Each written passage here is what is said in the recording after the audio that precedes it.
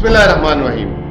بالآخر سندھ حکومت نے فیصلہ کر لیا جو پچھلے ہفتے انہوں نے لاک ڈاؤن لگایا تھا اس کو جو ہے اس کی پابندیوں کو نرم کرنے کا, اور جو مکمل لاک ڈاؤن سے جو ہے جزوی لاک ڈاؤن کی طرف وہ پیش رفت کرنے جا رہے ہیں, اور متوقع ہے کہ آج جو ہے وہ اس کا جو ہے اعلان بھی کر دیں گے. سوال یہ پیدا ہوتا ہے کہ سندھ حکومت نے لاک ڈاؤن جب لگایا تھا تو اس کی بنیادی جو وجہ تھی وہ حل ہو گئی ہے جس کی وجہ سے اس کو وہ ختم کرنے جا رہے ہیں, یا عوامی پریشر ہے یا NCOC کا پریشر ہے, کیا ایسی وجہ ہے؟ اس کی جو ہے مکمل جواب بنتا ہے سندھ حکومت کو دینا, کیونکہ اس سے جو ہے نہ صرف معیشت بلکہ عام آدمی اور کاروبار متاثر ہوا ہے, اور نہ صرف کراچی اور سندھ کی عوام اس سے متاثر ہوئی ہے, پورا پاکستان اس سے متاثر ہوا ہے. جیسے میں نے کہا تھا کہ یہ لاک ڈاؤن جو ابھی پچھلے ہفتے لگا ہے وہ لاک ڈاؤن کم اور ہاؤس اریسٹ زیادہ لگتا تھا. ہاؤس اریسٹ جب آپ نے کہا کہ مارکیٹ بند ہو جانی چاہیے, تو مارکیٹ بند ہونے کا مطلب یہ تھا کہ لوگ جو ہے لین دین نہ کریں, ایک جگہ جمع نہ ہو. لیکن اگر کوئی اپنا کاروبار کرنا چاہ رہا ہے اپنے دفتر میں بیٹھ کے اور دروازے بند کر کے, یا وہ کاروبار جو ہے خود اکیلے بیٹھ کے اپنی چیزیں جو اس کی ہیں اس کو صحیح کرنا چاہ رہا ہے, سندھ حکومت نے وہاں تک پابندیاں لگائی. بہت سارے لوگوں کی شکایتیں آئی کہ ہم نے مارکیٹ بند کر دی, اپنی دکان بند کر دی تھی, اپنے دفتر بند کر دیے تھے, لیکن ہمارے جو معاملات تھے ہم نے دفتر بند کر کے 2-4 لوگوں نے بیٹھ کے کام کرنے کی کوشش کی تو وہاں تک چھاپے مارے گئے اور لوگوں کو اٹھا کے لے کے گئے. آپ کو یاد ہوگا کہ بہت ساری جو ہے اس میں گرفتاریاں بھی ہوئیں. جب عدالت میں گئے تو عدالت برہم ہوئی کہ 144 کے کیسز پہ آپ FIR نہیں کاٹیں. لوگوں سے ہم نے سنا کہ بہت زیادہ جو ہے انہیں تنگ بھی کیا گیا, ان سے پیسے بھی لیے گئے, اور یہ تمام چیزیں ہوئیں. بہرحال ہم نے اپنی ٹویٹ میں آپ کو یہ بھی بتایا تھا کہ مجموعی طور پہ جو ہے 90 ارب تک کا ٹیکس کا نقصان ہو سکتا ہے حکومت کو. ٹیکس ہمارے لیے کتنا اہم ہے یہ سب آپ جانتے ہیں. اس کے علاوہ ہم نے یہ بھی بتایا تھا کہ پیداواری نقصان جو ہے وہ بھی جو ہے 500 ارب تک کا ہو سکتا ہے. تو وہ تو بہت زیادہ چیزیں سامنے آئیں اور ہم نے دیکھا کہ لوگوں کو جو ہے نقصانات بھی ہوئے. اب آج جو ہے NCOC کو بنے ہوئے بھی جو ہے 500 دن ہو گئے ہیں, اور آپ سامنے دیکھ بھی سکتے ہیں کہ ایک ٹویٹ ہے جس میں بتایا گیا کہ اسد عمر صاحب نے خود اپنی پہلے 100 دن مجھے یاد ہے جس دن ہوئے تھے اس دن وزیر اعظم بھی آئے تھے وہاں پہ, تو ان کو میں نے بتایا تھا کہ 100 دن میں سے ایک دن بھی چھٹی نہیں کی ہے یہ NCOC کی پوری ٹیم جو ہے. 100 میں سے 98 دن ہم لوگ بھی ملے تھے, ہفتے میں 7 دن ملتے تھے, صرف عید کے 2 دن ہم نے وہ میٹنگ نہیں کی تھی, لیکن ان 2 دن بھی جو ہے NCOC کی ٹیم کام کر. پہلے 100 دن تھے NCOC کے, اس میں سے 98 دن NCOC نے روزانہ کام کی اور میٹنگ کی, اور اس دن جو ہے وزیر اعظم اور آرمی چیف بھی گئے تھے, اور انہوں نے جو ہے یہ ساری جو ہے اس دن جا کے جو ہے ان کو اپریشیٹ کیا تھا. اچھا, اب بات یہ ہے کہ اب تک ہمارے کیونکہ 500 دن NCOC کو بھی ہو چکے ہوئے ہیں, ملک میں صورتحال کرونا وائرس کی کیا ہے, یہ نہایت ہی اہم چیز ہے, اور یہ میں چاہتا ہوں کہ آپ کے ساتھ بھی شیئر کی جائے. ہمارے ملک میں آپ کو پتہ ہے ویکسینز جو ہیں وہ 3 کروڑ سے زیادہ لگ چکی ہوئی ہیں, اور آج کل تو ماشاءاللہ دن کی 10-10 لاکھ ویکسین لگ رہی ہیں. ہمارے ملک میں کسی دن 65,000 سے زیادہ ٹیسٹ نہیں ہوئے, لیکن ویکسینز 10 لاکھ سے زیادہ لگ رہی ہے. پہلے بھی یہ سوال اٹھتا تھا کہ پاکستان میں کرونا وائرس اس لیے بھی کم بتایا جاتا ہے کیونکہ یہاں پہ ٹیسٹ نہیں ہوتے. تو ہمارے ملک میں جو ٹیسٹ اب تک ہوئے ہیں وہ 1 کروڑ 65 لاکھ ٹیسٹ ہوئے ہیں, اور کل کے دن جو ٹیسٹ ہوئے ہیں صرف وہ 55,000 ٹیسٹ ہوئے ہیں, اور ٹوٹل کیسز جو ہے پاکستان کے وہ 10,70,000 کے قریب ہوئے ہیں, جو 6.5% بنتے ہیں جو تمام ٹیسٹ ہم نے کیے ہیں اس کے حساب سے.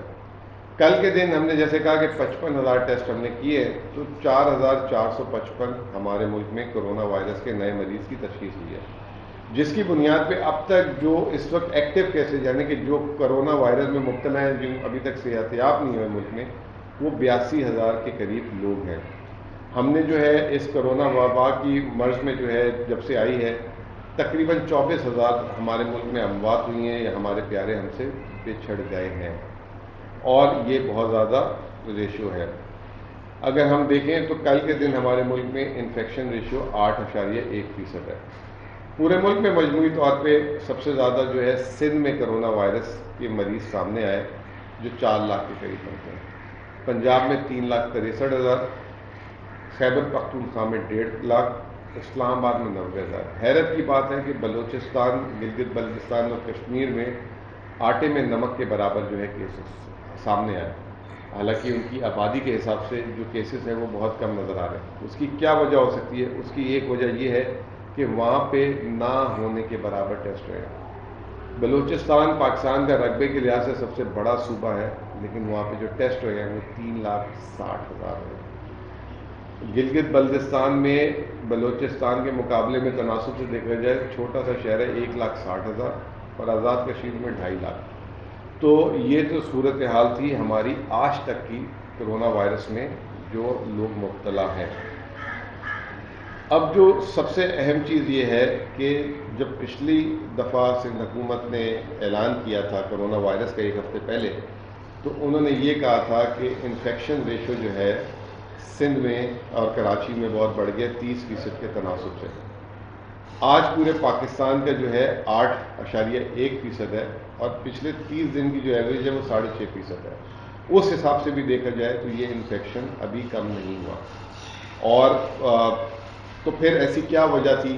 سندھ حکومت نے کہا کہ جی پہلے وہ 30% تک چلا گیا تھا، 12% تک چلا گیا. میرا یہ سوال تھا، انہوں نے ڈاکٹروں کو بٹھا دیا تھا پچھلی دفعہ اور یہ کہا تھا کہ جی ہسپتالوں میں جگہ نہیں ہے، یہ نہیں ہے، وہ نہیں ہے. تو کیا اسپتالوں سے پریشر کم ہو گیا ہے؟ اور اگر نہیں ہوا تو پھر کیا وجہ ہے کہ یہ لاک ڈاؤن کو جزوی کی طرف لے کے جا رہے ہیں؟ یہ فیصلہ صحیح تھا یا پچھلا فیصلہ صحیح تھا؟ یہ بہت اہم چیز ہے. میں یہ سمجھتا ہوں کہ پاکستان جو ہے کرونا وائرس کی وجہ سے لاک ڈاؤن میں زیادہ نقصان کرتا ہے بنسبت غیر لاک ڈاؤن کے. ہمیں SOPs پہ عمل کروانا ہوگا، اس کی شرائط جو ہے سامنے رکھنی ہوں گی. جو ویکسین نہیں کرائے گا اس کو اس کا خمیازہ بھگتنا پڑے گا. میرے خود 3 بچے ہیں، 1.25 سال سے وہ گھر بیٹھے ہیں. اسکول اس کا وہ کھولتے نہیں ہیں، آن لائن کلاس. میرا 7 سال کا جو بیٹا ہے اس کو جو ہے 1 گھنٹے کی کلاس ملتی ہے جس میں اس کی کوئی کنسنٹریشن لیول نہیں ہے. میری ایک بیٹی 9 کلاس میں چلی گئی ہے، وہ پورا دن جو ہے ایک ہی جگہ اسکرین کے آگے بیٹھی رہتی ہے جب اس کی کلاسز ہوتی ہیں. ابھی تو چھٹیاں ہیں، اور اس کو اس کے صحت کے نقصان، آنکھوں کے نقصان، کنسنٹریشن کا وہ معاملہ، بہت ساری معاملے. مجھے اچھی طرح یاد ہے جب یہ لاک ڈاؤن لگا تھا تو سنگاپور جیسے ملک، انہوں نے کنڈر گارڈن کے لیول کے بچوں کو بھی اسکول جانا بند نہیں کیا. ان کے آگے فیس ماسک کی شیلڈ لگائی، ان کو اسکول بھیجا. یہاں پہ ہمارے جو ہے وفاقی وزیر تعلیم، صوبائی وزیر تعلیم آ کے جو ہے اسکول کالج بند کرنے کا اعلان ایسے کر دیتے ہیں کہ جیسے کہ کوئی مذاق ہے. پھر اس کے بعد ہمارے جو ہے ایک لڑائی ہو جاتی ہے کہ امتحانات ہونے کے نہیں ہونے. پچھلے سال آپ امیجن کریں کہ بغیر پڑھائی کیے بچوں کو پروموٹ کر دیا گیا، اور خاص طور پہ A لیولز O لیولز. تو اب آپ مجھے بتائیں وہ کیسے کمپیٹ کریں گے انٹرنیشنل؟ اور اس سال جب امتحان ہوئے تو بچوں نے پہلی دفعہ، میں نے کبھی زندگی میں نہیں سنا تھا، 18 سال کے بچے بھی تنظیم بنا لیں گے، اور انہوں نے تنظیمیں بنا لی اور وہ جو ہے حکومت کے خلاف اور حکومت کے فیصلے کے خلاف کھڑے ہو گئے. تو ہمیں ہوش کے ناخن لینے ہوں گے. ہمیں معاشی طور پہ اکانومسٹ نے کہہ دیا، جو ہماری حکومت کی اور NCOC کی کامیاب پالیسی تھی کہ ہم دنیا کے بہترین 3 ممالک میں آ گئے جو کورونا سے پہلے اپنی معیشت کھول چکے تھے. لیکن سندھ حکومت نے جو پچھلے ہفتے جو اقدام کیا ہے اس کے ہمیں نقصانات کافی ہوں گے جو ہمیں آپ کو آنے والے دنوں میں نظر آئیں گے، کیونکہ چیزیں روٹین پہ آتے آتے ٹائم لگ جاتی ہیں. ایک دن کی بارش ہوتی ہے جس سے نقصان ہوتا ہے تو اس کے بعد وہ نقصان کئی مہینوں تک جو ہے پورا ہوتا ہے. یعنی کہ اگر کسی کے گھر میں کوئی نقصان ہو جاتا ہے، کاروبار میں کوئی نقصان ہو جاتا ہے، یہ بھی میں سمجھتا ہوں کہ اس کے برابر ہی ہے. بہرحال اب ہمارے پاس غلطی کی گنجائش نہیں ہے. IMF کے پروگرام سے ہمیں اگر نکلنا ہے تو ہمیں اپنے اہداف حاصل کرنے ہوں گے، ہمیں اپنے پیروں پہ کھڑا ہونا ہوگا. اگر ہم اپنے پیروں پہ کھڑا نہیں ہوں گے اور ہماری نظر اگر ابھی آج کل اخبارات بھری ہیں کہ IMF سے مزید $2.8 ارب پاکستان کو ملنے والے ہیں، تو صرف یہ 10 دن کے لاک ڈاؤن سے آپ اندازہ لگا لیں کہ ہم نے اس سے زیادہ نقصان کر لیا. تو ہم ادھر نقصان کرتے ہیں اور ادھر جا کے بھیک مانگتے ہیں، قرضہ لیتے ہیں. کب ہم جو ہے اپنے فیصلے اور اپنے پیروں پہ کھڑے ہونے کی، جسے کہتے ہیں، ہمت کریں گے؟ اگر نہیں کریں گے تو پھر پاکستان جس طرح چل رہا ہے اس طرح چلتا رہے گا، بلکہ ہر آنے والا دن اس کے لیے مزید نقصان دہ اور برا ہوگا. بہت بہت شکریہ.